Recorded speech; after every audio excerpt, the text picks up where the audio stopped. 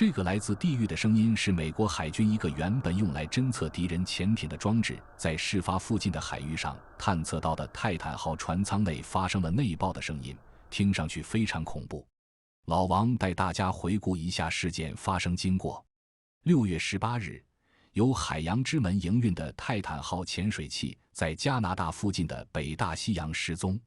这艘潜水器载着2名船员、3名游客，每人每次收费25万美元，前往参观泰坦尼克号残骸。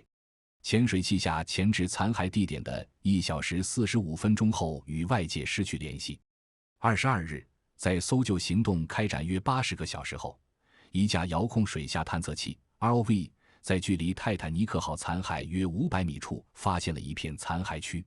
残骸中包括潜水器的锥形尾部，共分为5块散落在海床上。23日，美国海岸警卫队军官召开记者会，证实潜水器中的5人已经全部丧生。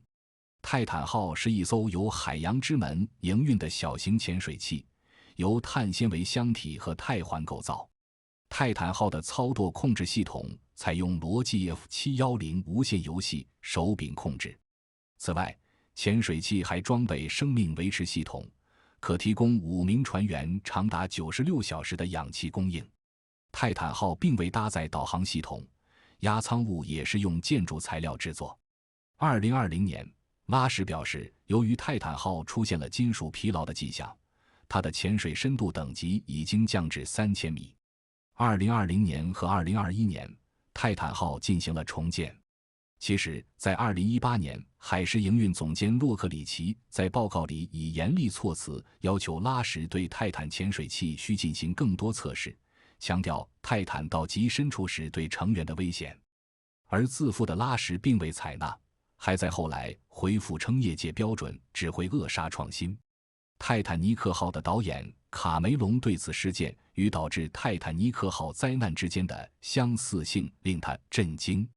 卡梅隆批评拉什使用碳纤维复合材料建造泰坦号，称其缺乏抗压强度，并指出当深海潜水器深入深渊并承受巨大水压时，这种情况就会发生。他也强调在压力下内爆的风险一直是工程师的首要考虑。老王也觉得碳纤维的神话一直是商业炒作，因为碳纤维发生的事故也屡见不鲜。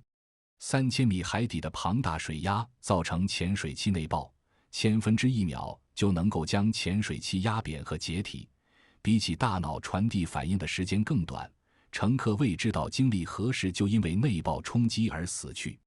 而在3000米深海，每平方厘米需承受的水压就接近一部 Tesla Model 3电动车的重量，想找到5名遇难者遗体估计是不可能完成的任务。在高温高压环境下，整个过程只有 0.03 秒，内爆温度可达太阳表面温度，遇难者只剩下气泡。所以老王认为此次事件纯属人祸，别把自负当自信，听不进去建议的人永远注定了失败。当然，这次拉什也为自己的自负付出了生命的代价。好了，今天先聊到这。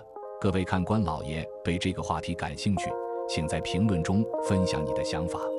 记得订阅我们的频道，不要错过更多关于科学的精彩内容。